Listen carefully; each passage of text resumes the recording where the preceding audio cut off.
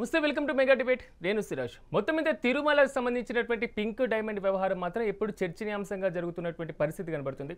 తిరుమల శ్రీవారి pink diamond వ్యవహారం పైన ఇప్పటికైనా క్లారిటీ వచ్చిందా?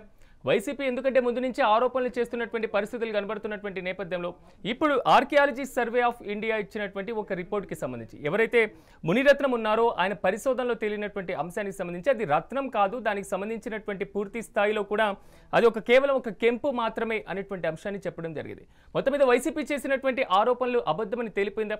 ఇంతకీ ఆర్కియాలజీ చేసినటువంటి సర్వేలో ఏం చెప్పింది? మొత్తం మీద ఆనాడు ఆరోపణలు చేసినటువంటి తిరుమల తిరుపతి దేవస్థానానికి సంబంధించినటువంటి ప్రధాన అర్చకులు రమణ దీక్షితులు చేస్తున్నటువంటి నెక్స్ట్ స్టెప్ ఎలా ఉండబోతుంది?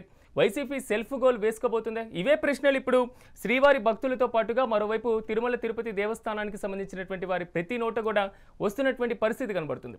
2019 ఎన్నికల్లో మాత్రం ఇది చాలా చర్చనీయాంశంగా మారినటువంటి పరిస్థితి కనబడుతుంది. ఇక ఇదే అంశానికి సంబంధించి మనం మెగా డిబేట్ని ప్రారంభిద్దాం. నాతో పాటు డిబేట్లో పార్టిసిపేట్ చేస్తున్నారు ప్రముఖ ఆధ్యాత్మికవేత్త హనుమంతరావు గారు, అదేవిధంగా సీనియర్ న్యాయవాదులు క్రాంతి చైతన్య గారు. అందరికీ నమస్కారం అండి. ఎస్ హనుమంతరావు గారు, మీతోనే నేను ప్రారంభిస్తాను. ఇప్పటికైనా ఈ పింక్ డైమండ్ వ్యవహారానికి సంబంధించి ఏవైతే విమర్శలు వస్తున్నాయో దానికి చెక్ పడింది అనుకోవచ్చా మనం? ఎస్ చైతన్య గారు నమస్తే అండి.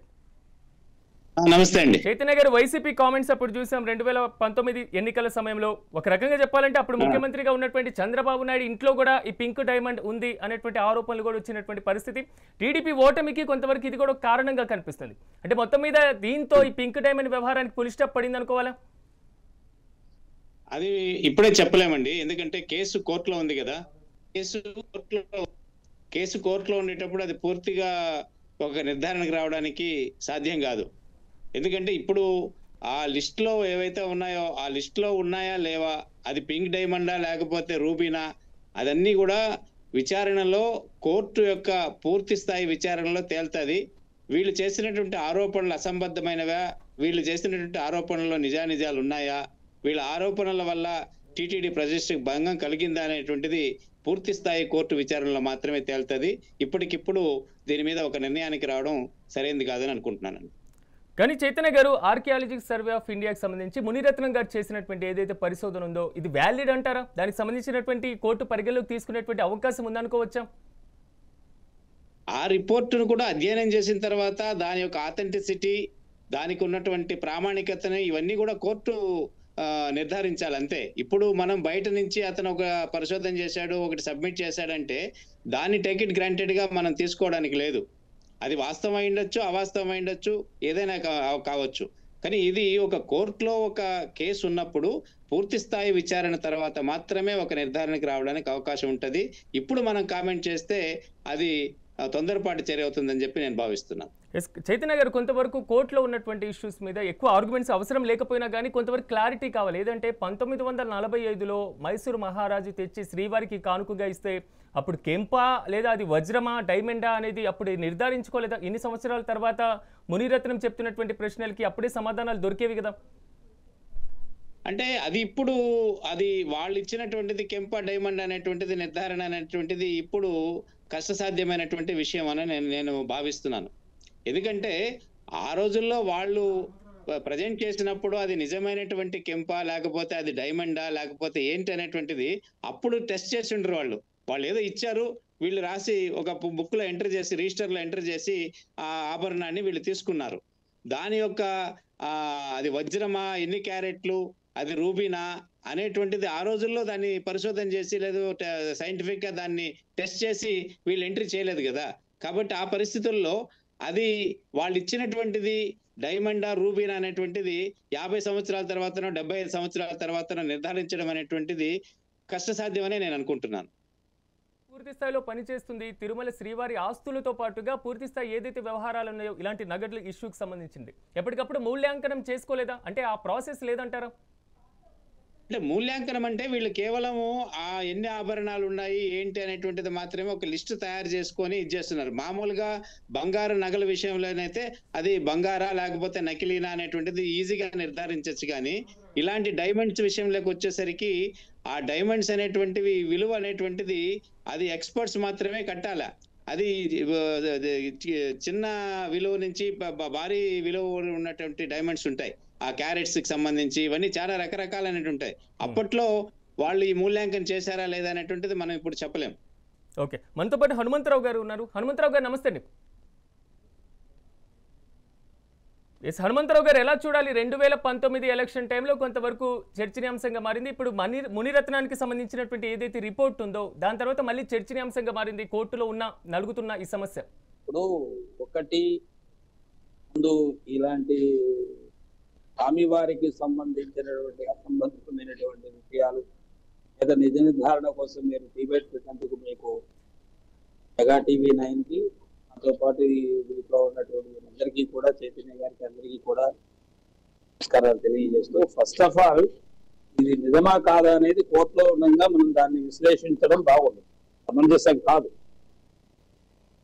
అది వారెవరో ఆ పూర్వకాలం ఒక మహారాజు వారి ఆభరణంగా స్వామివారికి ఇచ్చారు, దాన్ని అలంకారం చేస్తున్నారు, జరిగింది. కానీ భగవంతుడిని రాజకీయాల్లో వాడుకుని దాని ద్వారా లబ్ధి పొందాలనుకోవడం మాత్రం ఏమైన విషయం కాదు. అలా ఏమైంది అది దర్శించదగ్గ విషయం.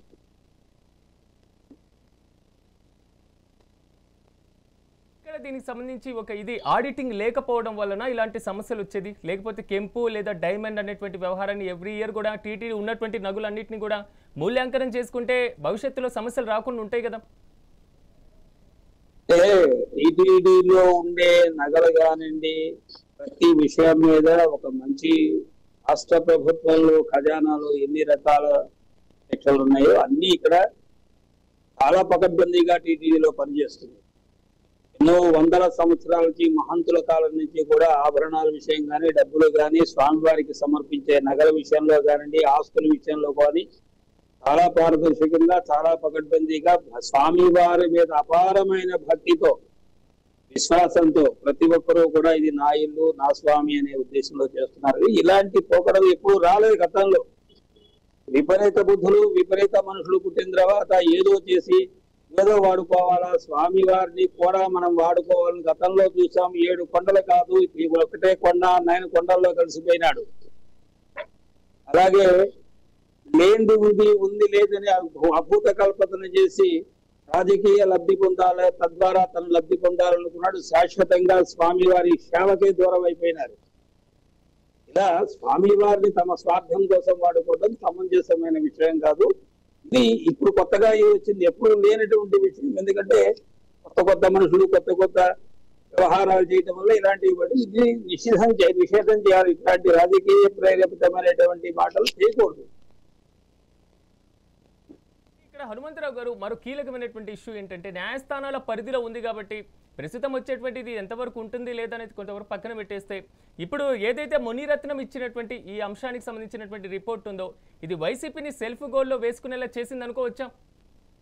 ఉండొచ్చు. ఒక రాజకీయ నాయకుడు తన రాజకీయ వ్యక్తిగా భగవంతుడిని వాడిని మనుషులు వాడిని మాడుకోలేరా?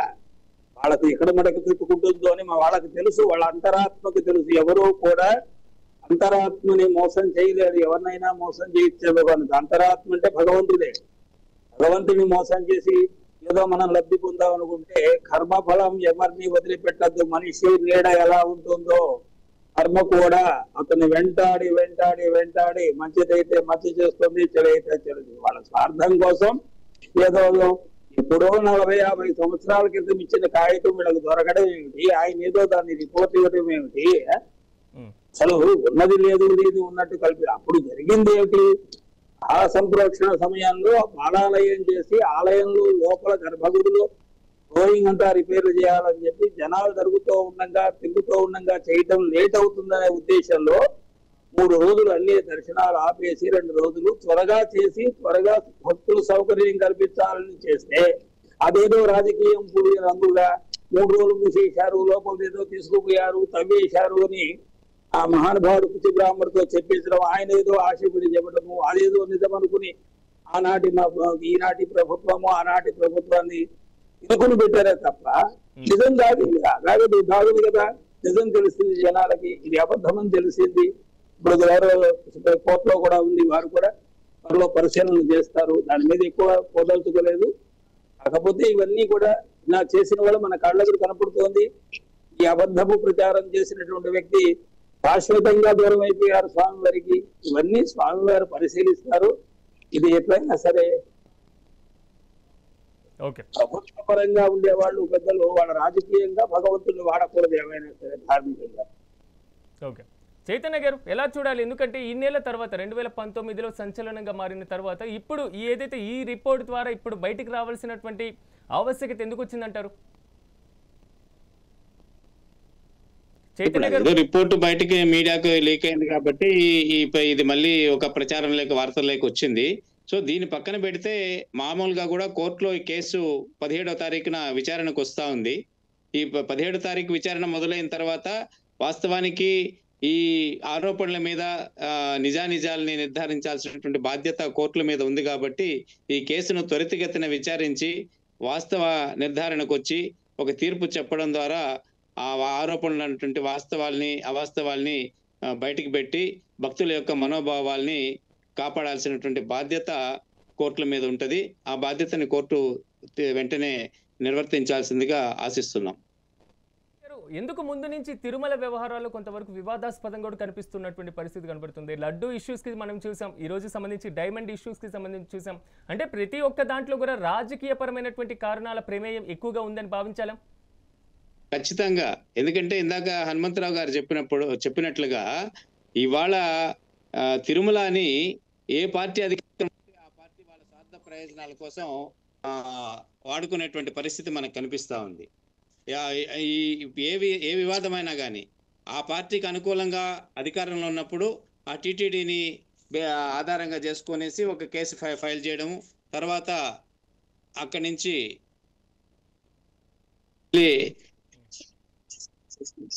వేరే ప్రభుత్వం మారిన తర్వాత ఆ మారినటువంటి ప్రభుత్వం మళ్ళీ ఆ కేసులు వెనక్కి తీసుకోవడానికి ప్రయత్నం చేయడము, ఇట్లాంటివి జరుగుతూ ఉన్నాయి. ఒక వాస్తవం ఏంటంటే టీటీడీని అధికారంలోకి వచ్చినటువంటి ప్రభుత్వాలు తన రాజకీయ ప్రయోజనాల కోసం వాడుకుంటున్నాయి అనేటువంటిది నిర్వివాదాంశం.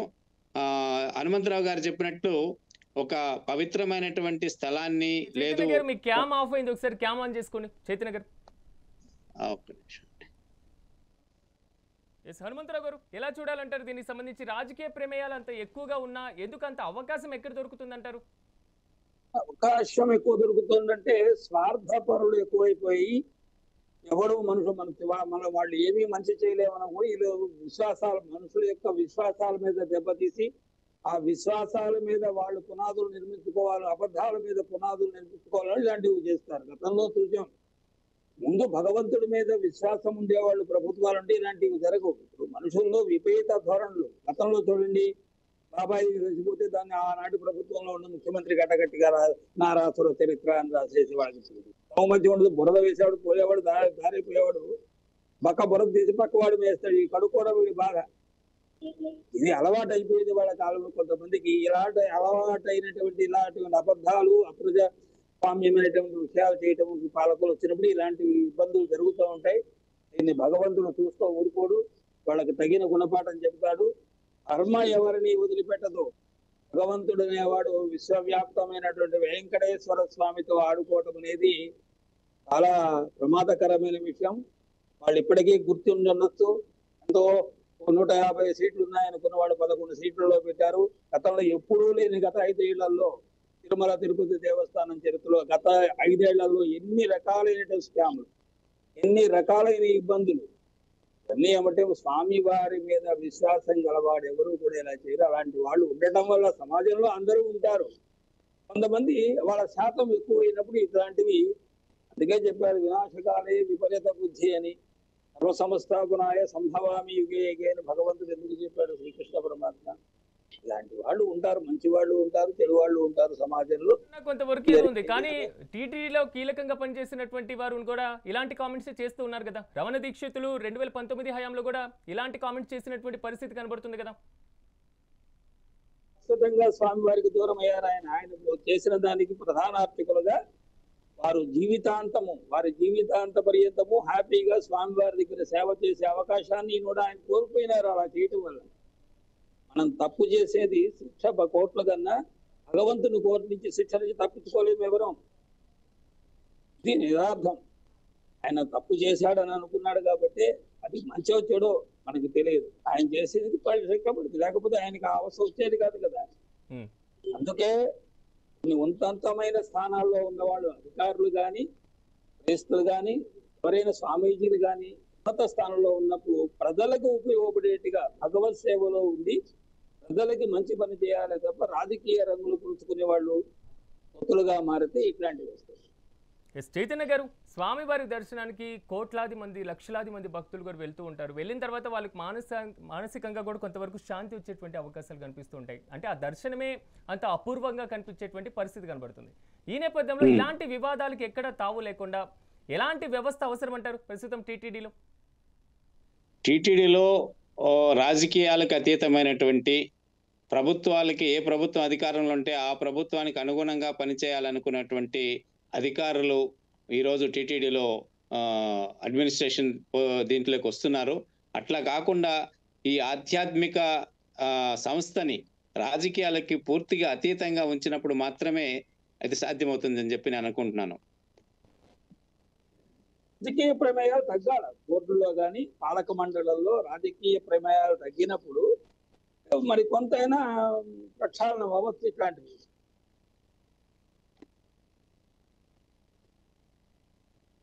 టీటీడీని పూర్తిగా దూరం చేయాలంటారు. దూరం చేయాలంటున్నారు. టీటీడీ పాలక మండలిలో ఆధ్యాత్మిక భావన, ఆధ్యాత్మిక చింతనలో ఉండే స్వామీజీ లాంటి వాళ్ళను, ప్రవచనకర్తలను, లేకపోతే ఇలాంటి వాటిల్లో ఉండే వాళ్ళని కూడా బోర్డుల్లో ఉంటే వాళ్ళు రాజకీయానికి ప్రభావితం కాదు. స్వామి సేవలో ఉండేవాళ్ళు ఏది మంచి ఏది చెడు అనే చేయడానికి అవకాశం ఉంటాయి. మంచి చెడులు బేరీ చేసుకోవడానికి స్వార్థం లేని వాళ్ళు, సమాజ సేవ. ఈ రోజు పాలక మండలి ఏ ప్రభుత్వం అధికారంలోకి వస్తే ఆ ప్రభుత్వానికి సంబంధించినటువంటి రికమెండేషన్స్ తోటి పాలక మండలి నియమిస్తున్నారు.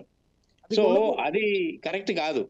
అదే విధంగా నేర చరిత్ర ఉన్నటువంటి వాళ్ళని కూడా ఈ రోజు పాలక మండలిలో నియమిస్తున్నటువంటి విషయాన్ని మనకు తెలుసు. గతంలో 2-3 ఉదంతాలు కూడా మన దృష్టికి వచ్చాయి. అట్లా కాకుండా హనుమంతరావు గారు చెప్పినట్టు ఏ ఒక ధార్మిక సంస్థ అయినప్పుడు ఆ ధార్మిక సంస్థకి సంబంధించినటువంటి ఆధ్యాత్మిక చింతన ఉన్నటువంటి వాళ్ళతోటి ఆ పాలక మండలి ఉంటే ఈ రాజకీయాలకు అతీతంగా ఏ ధార్మిక సంస్థ అయినా పనిచేస్తుంది. అది హిందూ దేవాలయాలు కావచ్చు, ముస్లిం మసీదులు కావచ్చు, చర్చిలు కావచ్చు, ఏదైనా కానీ ఈ దేశంలో ఏ మతానికి సంబంధించినటువంటి సంస్థ అయినా వాళ్ళకి సంబంధించినటువంటి వాళ్ళతోటి ఉండడమే కరెక్ట్ అనేటువంటిది నేను భావిస్తాను. రాజకీయ ప్రమేయం ఉన్నటువంటి వ్యక్తులు నియమించిన కొంతవరకు అంటే రాష్ట్ర ప్రభుత్వంతో సహకారాన్ని పునరుద్ధరించడం కోసం, ఇద్దరి మధ్య సమన్వయం చేయడం కోసం ఇలా అనుకోవాలా? లేదా అంత కూడా అవసరం లేదు కాబట్టి టీటీడీ స్వయం ప్రాతిపత్తిగా పూర్తి స్థాయిలో అభివృద్ధి చేసుకోగలదు కదా, ఆ ఆలోచన కూడా చేయొచ్చా? అవును, ఇప్పుడు రాష్ట్ర ప్రభుత్వంతో సమన్వయం చేసుకోవాల్సిన అవసరం ఏమీ లేదండి వాస్తవానికి. అది ఒక పూర్తిగా ఒక మత విశ్వాసానికి సంబంధించిన ఒక ధార్మిక సంస్థ. రాష్ట్ర ప్రభుత్వ అడ్మినిస్ట్రేషన్ తోటి సంబంధం ఉండాల్సినటువంటి అవసరం లేదు. దీనికి సంబంధం లేకుండానే ఇండిపెండెంట్ గా స్వతంత్రంగా చేయాలి. ఇప్పుడు ఈ కేసులో, ఈ పింక్ డైమండ్ కేసులో టీటీడీ వాళ్ళు 200 కోట్లకి పరువు నష్టం దావా వేశారు. దానికోసంగా కోర్టులో దాదాపు 2 కోట్ల చిల్లర డబ్బులు కోర్టు ఫీజుగా కట్టారు. అంటే ఎవరిదా డబ్బులు? భక్తితో స్వామివారికి సమర్పించినటువంటి కానుకల రూపంలో వచ్చేటువంటి ఆదాయమే టీటీడీకి. ఆ ఆదాయంలో నుంచి 2 కోట్లకు పైన కోర్టు ఫీజు కట్టారు. ఇవాళ అవసరమా? ఇప్పుడు నిజానికి అది టీటీడీ ప్రతిష్టని నువ్వు ఎస్టాబ్లిష్ చేయదలుచుకుంటే టోకన్ గా వీళ్ళు చేసినటువంటి చర్యలు, కామెంట్లు ఏదైతే ఉన్నాయో అవి అవాస్తవం అని చెప్పి నువ్వు తేల్చి వాళ్ళని ప్రజాక్షేత్రం నిలబెట్టాలి. కానీ వాళ్ళ దగ్గర నుంచి 100 కోట్లు వసూలు చేసినంత మాత్రం స్వామివారికి పరువుకి పోయిన పరువు తీసుకురాగలుగుతామా? అది కాదు పాయింట్ ఇక్కడ. ఇప్పుడు రమణ దీక్షితుల మీద 1000 కోట్లకి 100 కోట్లకి వేశారు. రమణ దీక్షితుల మీద 100 కోట్లకి రేపు కోర్టు డిగ్రీ ఇస్తే రమణ దీక్షితుల దగ్గర నుంచి 100 కోట్లు ఎట్లా రాబడతావు నువ్వు? అది సాధ్యం కాదు కదా. కాబట్టి అంతంత డబ్బులు పరువు నష్టం కింద ట్రీట్ చేసి కోట్లాది రూపాయలు కోర్టు ఫీజు కింద భక్తులు సమర్పించినటువంటి కానుకల నుంచి ఆ డబ్బుల్ని కోర్టు ఫీజు కింద కట్టడం అనేటువంటిది సరైనటువంటి చర్య అని నేను అనుకోను. ఓకే, హనుమంతరావు గారు సబ్మిషన్ ఏంటి? ఇట్లాంటి వివాదాలు వస్తున్నాయని ఆ దేవాలయ పాలక మండలిలో ఆధ్యాత్మిక చింతన ఉన్నవాళ్ళు, ఆయా ఆలయ సాంప్రదాయాలు తెలిసిన వాళ్ళని ఉండాలనేటువంటి ఉద్దేశం మార్పులో వచ్చాయి. ప్రస్తుత ప్రభుత్వం నారా చంద్రబాబు నాయుడు గారు ప్రతి ఆలయ పాలక మండలిలో ఇప్పుడు మొన్నే జీవో కూడా వచ్చేసింది. ప్రతి ఆలయంలోనూ ఆ యొక్క ఆలయాలకు సంబంధించి ధార్మికంగాని లేకపోతే ఆ ఆగమాలకు సంబంధించి ఒక బ్రాహ్మణుని ట్రస్ట్ బోర్డుగా వేయాలని ప్రస్తుతం మొదలు పెట్టారు. ఇప్పుడు జరుగుతోంది. రాబోయే కాలంలో కూడా టీటీడీలో కూడా టీటీడీ అలాగే కాణిపాకము మన కపిలతి మన కాళహస్తి శ్రీశైలము కనకదుర్గమ్మ గుడి అన్ని గుళ్ళల్లో కూడా చిన్న చిన్న ప్రతి ఆలయంలో ఒక బ్రాహ్మణుణ్ణి ఆ సంబంధించినటువంటి వాడిని పాలక మండలిలో పెట్టాలని నిర్ణయం తీసుకున్నారు. రాబోయే కాలంలో కూడా టీటీడీలో కూడా ఇదే జరుగుతుంది ఆశిద్దాం. స్వార్థం ఎవరో ఒక వ్యక్తి స్వార్థం కోసం చేసిన పనికి ఈ రోజులు భక్తులు వేసినటువంటి సమర్పించినటువంటి 2 కోట్ల రూపాయలు ఫీజుగా కట్టుకోవాల్సిన దౌర్భాగ్య స్థితి వచ్చింది మరి. కాబట్టి ఇలా స్వార్థపరులు అసలు ముందు ఎవరైతే స్వామివారికి వ్యతిరేకంగా అంటే స్వామివారికి వ్యతిరేకంగా అంటే హిందూ మతానికి వ్యతిరేకంగా మాట్లాడిన వాడి మీద కఠినంగా శిక్ష కనుక చేస్తే ఇలాంటివి చేయకుండా ఉంటారు. ప్రతి వాడు ఈ మధ్య చూస్తున్నాం, ప్రతి చిన్న నిన్న మొన్న చూస్తాం, ఆయన ఎవరో గ్రహణం రోజు తాళం వేస్తే తాళం పట్టుకున్నాడు రిపోర్ట్ చూస్తారు. తాళం మీద సరదాగా అందరూ తాళం వేసేసారు గుడి. ఆ రిపోర్ట్ కోసం చూపిస్తే ఆ టీవీ ఫైన్ రిపోర్టర్ తాళం పట్టుకున్నాడంటే ఆయన అప్పుడే పోయినాడు అక్కడ. తాళం చెవి ఆయన చేతిలో ఉంది. ఇలాంటి తప్పుడు ప్రచారాలు మానుకోవాలి. ఇంకనైనా అది వాళ్ళకి జ్ఞానోదయం కలిగి భగవంతుడు వాళ్ళకి జ్ఞానోదయం చేసి ఇలాంటి తప్పుడు వార్తలు తప్పుడు న్యూస్లు భగవంతుడి మీద ప్రయోగించకుండా వాళ్ళకి సద్బుద్ధి కలిగించాలని ప్రార్థిస్తూ స్వామి వారిని మాత్రం దయచేసి రాజకీయ స్వార్థం కోసం వాడుకోవడం నిషేధించాలి. చైతన్య గారు చాలా వరకు కూడా స్వామివారిని రాజకీయాల్లోకి లాగడం ఈ అంశం మొత్తం కూడా కొంతవరకు విమర్శలకు తావిస్తుంది. కానీ కేసులు కూడా టీటీడీ వ్యవహారాలకు సంబంధించినటువంటి అనేక కేసులు కూడా పెండింగ్లో ఉన్నటువంటి పరిస్థితి కనబడుతుంది. ఇప్పుడు పింక్ డైమండ్ అనేటువంటి వ్యవహారమే కాకుండా తిరుమల లడ్డూకి సంబంధించినటువంటి వ్యవహారం, టీటీడీ నిధులకు సంబంధించినటువంటి వ్యవహారం, ఇలా అనేక మొత్తం అంటే ఒక ట్రిబ్యునల్ని ఏర్పాటు చేసిన అది ఎంతవరకు కేసుల పరిష్కారం ఎప్పుడవుతాయో తెలియనటువంటి పరిస్థితులు కూడా కనబడుతూ ఉంటాయి. సో ఎక్కడ చెక్ పెట్టాలంటారు? ఇప్పుడు ఎక్కడైనా ఒక ఇన్స్టిట్యూషన్ లో అవకతవకలు జరిగినప్పుడు ఖచ్చితంగా ఇప్పుడు ఉన్నటువంటి ఎగ్జిస్టెన్స్ లో ఉన్నటువంటి మెషినరీనే దాన్ని డీల్ చేస్తుంది. దానికంటూ ప్రత్యేకమైనటువంటి యంత్రాంగం ఏది ఒక మన ప్రజెంట్ డెమోక్రటిక్ సిస్టమ్ లో సాధ్యమయ్యేటువంటి విషయం కాదు. ఏ ఇన్స్టిట్యూషన్ లో అవకతవకలు జరిగినా, ఏ ఇన్స్టిట్యూషన్స్ లో నేరం జరిగినా, ఏ ఇన్స్టిట్యూషన్ లో అవినీతి జరిగినా దాన్ని అరికట్టడానికి కోసం ఇప్పుడు ఉన్నటువంటి మెషినరీలోనే దాన్ని డీల్ చేయాలి. కానీ దానికి ఒక సపరేట్ మెషినరీ అనేటువంటిది క్రియేట్ చేయడం అనేటువంటిది సాధ్యం కాదు. ఇక్కడ ఉన్నటువంటి ఒక మన ఉంది కదా, భక్తుల మనోభావాలతో కూడుకున్నటువంటి అంశాల మీద అలాంటిది పరిశీలించేటువంటి ఛాన్సెస్ అనే ఉన్నాయా? ఇప్పుడు ఉన్నటువంటి పరిస్థితుల్లో అట్లాంటి ఛాన్సెస్ ఏం లేవు. భక్తుల మనోభావాలు దెబ్బతినకుండా చూసుకోవాలి. అయితే ఇక్కడ ఇంకొక విషయం మీరు గమనించాల్సింది ఏంటంటే, వాస్తవాలు ఒక కొండంత ఒక గోరంత అయితే దాన్ని ఇవాళ టీఆర్పీ రేటింగ్స్ కోసము ప్రింట్ అండ్ ఎలక్ట్రానిక్ మీడియా చిలవలు పలవలు చేసి దాన్ని ప్రచారం చేస్తూ భక్తుల మనోభావాలు దెబ్బతీయడంలో ఈరోజు మీడియా ప్రధానమైనటువంటి పాత్ర పోషిస్తా ఉంది. అది మానుకోవాలి. కానీ అక్కడ కీలకమైనటువంటి అంశాలు మునిరత్నం ఇచ్చినటువంటి రిపోర్టు, మరీ ముఖ్యంగా 2019 ఎలక్షన్స్ లో దాన్ని చేసినటువంటి ప్రచారం, ఇలాంటి అంశాలే కదా ఎక్కడైనా ప్రస్తావించేది, ప్రజల ముందు ఉంచేది. అంటే ఇప్పుడు మునిరత్నం యొక్క రిపోర్టును ప్రామాణికంగా మనం ఇప్పటికిప్పుడు మనం నిర్ధారించుకోలేం కదా. ఇప్పుడు ఆయన రిపోర్టుకు ఉన్నటువంటి ప్రామాణికత ఏంది అనేటువంటిది కోర్టులు నిర్ణయించాలా. కోర్టులు నిర్ణయించాల్సిందే కానీ అది లోతైనటువంటి విచారణ ద్వారా కోర్టులు నిర్ణయించాలి. కానీ ఇప్పటికిప్పుడు ఆ రిపోర్ట్ యొక్క ప్రామాణికతని మనం నిర్ణయించలేము. ఇలాంటి రిపోర్ట్లు ఎప్పుడు పరిగణలోకి తీసుకోవచ్చు అంటే, గౌరవ కోర్టు వారు ఒక జిమ్నాలజిస్ట్ వేసి అతను రిపోర్ట్ తీసుకుని దాని ప్రకారం చేద్దాం అన్నప్పుడు కనుక ఎవరైనా ఇచ్చి ఉంటే వారి పరిధిలో ఉంటే అప్పుడు దీన్ని విశ్వసించవచ్చు. వారు ఇవ్వాలి కదా. పరిధి దాటి మన చట్టాల్లోంచి కోర్టుకు వెళ్ళిన తర్వాత ఏమవుతుంది, వారు ఏ నిర్ణయం తీసుకుంటారో కోర్టు వారు ఆ నిర్ణయం తీసుకున్న తర్వాత మనం ఏదన్నా చేయగలం. ఇలాంటివి ఊరికే ఊహాగానాలు ఆయన ఏదో ఇచ్చాడు, అది వాట్సాప్ లో వచ్చింది. ఎందుకు పెట్టారంటే వాళ్ళని సేవ్ చేసి గతంలో చేసినటువంటి వాళ్ళు ఇది తప్పని ఎక్కడ నిరూపించుకుంటారో వాళ్ళకి ఎక్కడ భాండం వస్తుంది. రాజకీయం దీంట్లో ఎప్పుడైతే చొరబడిందో ఇట్లాంటి ఊరికే నింద వేస్తాము, వాడు ఎప్పుడో చూసుకుంటాడు, ఎవరు అడిగేవాడు, ఊరికే ఈ మాదిరి చేయటం అనేది ఎక్కువైపోయింది కదా. తాళం విషయం గ్రహణంలో ఉరిపోస్తారు, తాళం వేస్తారు, అది చూపిస్తే తప్ప దాన్ని ఇంకోటి వాళ్ళకి అనుకూలంగా మాట్లాడుకుని ఒక మాట చెప్పేసేది. ఇంకా దాన్ని ఎక్కువసేపు రేటింగ్ వాళ్ళు ఏదో చేశారు, వీళ్ళు ఏదో చేశారు, ఎట్లా అవుతుంది అర్థం కాదు. ఇవన్నీ ముందు అసలు భారతీయ సాంప్రదాయంలో హిందూత్వం మీద దాడి చేసేవాళ్ళు రాను రాను పెరుగుతున్నారు. వీళ్ళు తగ్గాలి. వీళ్ళు తగ్గితే గానీ ఇట్లాంటివి తగ్గవు. ఎందుకంటే మనది వాక్ స్వాతంత్ర్యం ఉంది, వ్యక్తి స్వాతంత్ర్యం ఉంది, ఏమైనా మాట్లాడచ్చు, ఏమైనా చేయొచ్చు అనుకునేటువంటి దురహంకారమైనటువంటి పూరితమైనటువంటి మాటలతో తమ స్వార్థానికి వాడుకోవాలనేటువంటి, అందుకనే భగవంతుడు తప్ప వీళ్ళు మార్చలేరు, వీళ్ళు మారాల. అందువల్ల ఇలాంటి తప్పుడు ప్రకటనలు, తప్పుడు న్యూస్ ఇచ్చేవాళ్ళని వెంటనే కోర్టు వారు వెంటనే కనుక ఎక్కువ కాలం లేకుండా శిక్ష వేస్తే ఇలాంటి వాళ్ళు ఈ దుస్సాహసానికి వడిగట్టరు. భగవంతుడి మీద కూడా నింద వేయడం. కానీ హనుమంతరావు గారు, ప్రెసిడెంట్ ఉన్నటువంటి ఏదైతే శ్రీవారి నిధులు ఉన్నాయో, ఆభరణాలు ఉన్నాయో, ఎందుకంటే పింక్ డైమండ్ వ్యవహారం ఎలాగో కోర్టు పరిధిలో ఉంది కాబట్టి ఆ అంశం జోలికి మనం ఎక్కువ వెళ్ళకూడదు కాబట్టి, సో ఇప్పుడు ఉన్నటువంటి వ్యవహారాలన్నా భవిష్యత్తులో ఎలాంటి సమస్యలు రాకుండా వాటికి సంబంధించినటువంటి నిర్ధారణ చేసుకొని లెక్కింపు ప్రక్రియ, మూల్యాంకన ప్రక్రియ ఇప్పటికన్నా చేపట్టాల్సినటువంటి ఆవశ్యకత ఉందా? ఆల్రెడీ ఉంది. ప్రతి సంవత్సరము అక్కడ బొక్కసంలో ఉండేవారు ఆలయ కార్డుల ప్రకారం ఏమేమి ఉన్నాయి ఏమిటి అనేది చేస్తారు.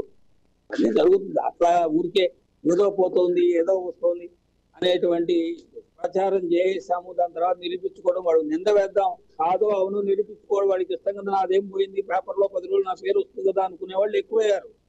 దేవస్థానంలో అంతా కళ్ళు మూసుకుని పోయి దేవస్థానం ఆస్తులు ఎత్తుకుపోయే స్థితిలో ఎవరూ లేరు. నాకు తెలిసి 99% భగవంతుడి దగ్గర పనిచేసేవాళ్ళు కానీ వచ్చేవాళ్ళు కానీ స్వామి వారి మీద అపారమైన విశ్వాసంతో, అపారమైన భక్తితో, వారి నమ్మకము విశ్వాసాన్ని పెట్టి భగవంతుడిని ఒకసారి చూసి ఒక నిమిషం మాత్రం భగవంతుడిని దర్శనం చేసుకుంటే మా కష్టాలు తీర్చాలని వచ్చేవాళ్ళు ఉన్నారు. మాకు చేతనైతే సేవ చేద్దామని వచ్చేవాళ్ళు ఉన్నారు తప్ప ఏదో 1% ఉంటాడు దుర్మార్గుడు.